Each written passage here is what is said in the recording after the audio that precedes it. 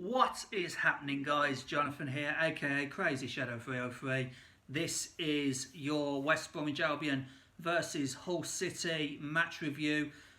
Breaking the fourth wall a bit. It's now Monday. To be honest, when the game was actually being played out, I was at my parents' flat, obviously observing all the government advice regarding social distancing and face masks and all that.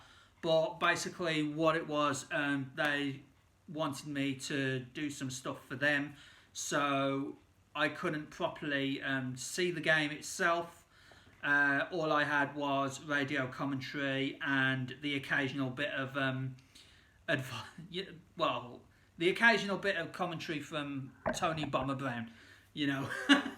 So yeah, I was listening to that while I was doing all, personal stuff for my parents. Of course, observing social distancing. So yeah, what a win. I said after the Brentford game, the next two games, the Sheffield Wednesday game last week and this game were crucial. They were must-win games. We needed 6 points out of 6 to get the campaign back on track. And sure enough, did we ever do it? Did we ever get the 6 points out of 6? I mean, no goals in the previous 4 games. And then these 2 games, we score 7. Oh my days. We have got our shooting boots back, guys. And what the best thing is about it is it's not just 1 or 2 players, kind of like it was last season with Jay Rodriguez and Dwight Gale seemingly scoring all the goals. No, we have now got 20 different goal scorers for this season. Ahmed Hagazi becomes the 19th goal scorer and Kamil Grzycki becomes the 20th goal scorer. So yeah, what an improvement from last season in terms of, finishing goals, So yeah, get right into it. We literally came out the blocks, didn't we, guys? After just 4 minutes, birthday boy Charlie Austin, by the way, happy birthday, Charlie. Charlie Austin collects a great ball onto his chest from Mateus Pereira, who, by the way, had 3 assists out of the 4 goals. So, man of the match for Pereira. Well done, mate. And yeah, so he chests it down, Charlie Austin, and just puts it in. 4 minutes gone, 1-0 to the Albion already, and absolutely buzzing. A dream start for West Bromwich Albion, and it was no less than what we deserved in the first few. Catch just ran off. Go away! And yeah, so we were 1-0 up after 4 minutes, and like I said, dream start. And then what happens? But as we always do, a mixture of poor defending from a set piece and a bit of magic from Hull's players. They equalise, and to be honest, it was a good goal from Hull's perspective. I've got to admit, it was a good goal. And yeah, so they went 1-1. Hagazi gets booked for delaying a Hull free kick because Hull obviously wanted to take a quick free kick. And I don't know what exactly happened because obviously, as I said, I was listening to it on the radio, so I didn't actually see what happened. But the referee booked Hagazi for for blocking Hull from taking a quick free kick. In my opinion, that's a bit stupid. I'm not sure if he had used excessive force or if he just stood in front of the ball waiting for the rest of the Albion players to regroup. But, and it would prove significant later on in the game, as I'll get on to shortly. But Hagazi's first yellow, to be honest, I think is a bit excessive. Let me know in the comments, guys, what you think about Hagazi's first yellow card. Obviously, you know, I'm going to get onto it in a bit about his second, my opinion of that. But yeah, let me know what you think about Higazi's first yellow card. So yeah, and then Higazi, he puts it into the net himself to make it 2-1. Great move from a corner, and yeah, you know, he becomes the 19th different goal scorer for the Albion this season. I think that's his first goal for the Albion since November 2018, so quite some time ago. And yeah, we go into the break 2-1 up. I'm sure Bilic said at half time, don't get complacent. And then what do Albion do? Hull score again.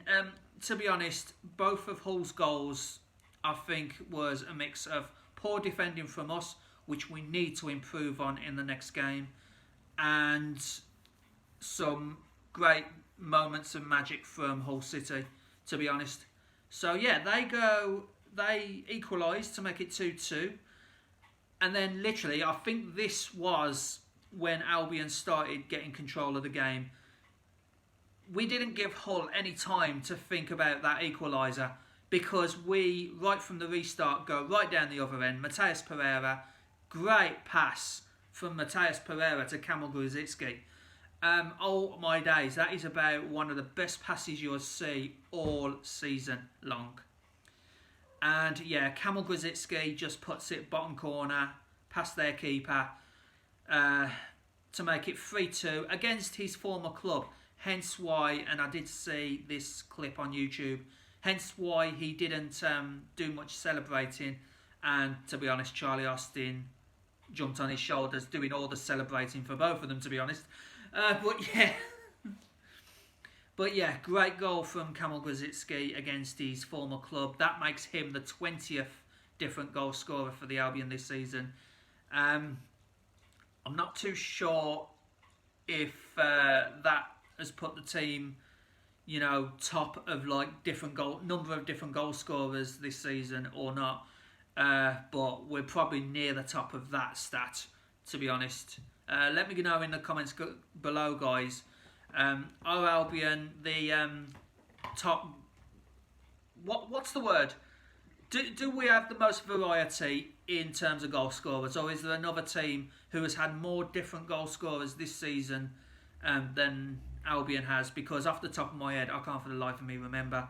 I know we've got 20 different goal scorers now this season, and that is a massive difference from last season when we were relying a bit too heavily, to be honest, on Jay Rodriguez and Dwight Gale, who are both no longer Albion players, obviously, but they had like 20 plus goals each. You know, so the majority of our goals were coming from just those two players last season, compared to this season where we've had 20 different goal scorers. My cat wants to jump in the video. Where we've had 20 different 20 different goal scorers. And yeah, so I think that was the turning point where we scored straight away after they equalised. And yeah, Grady Diangana comes off the bench. You know, I think he was removed from the starting lineup so that Kamil Gruzicki could start. I think that was our only change from the Sheffield Wednesday game. And yeah, he comes off the bench literally 4 minutes later, makes it 4-2. Great solo goal. The only goal in that game for the Albion that Pereira did not assist, because Grady Diangana took it all himself, took everyone on, and then just absolutely like buried it. And that was pretty much game over for Hull, to be honest. And yeah, 6 points out of 6 over the last 2 games.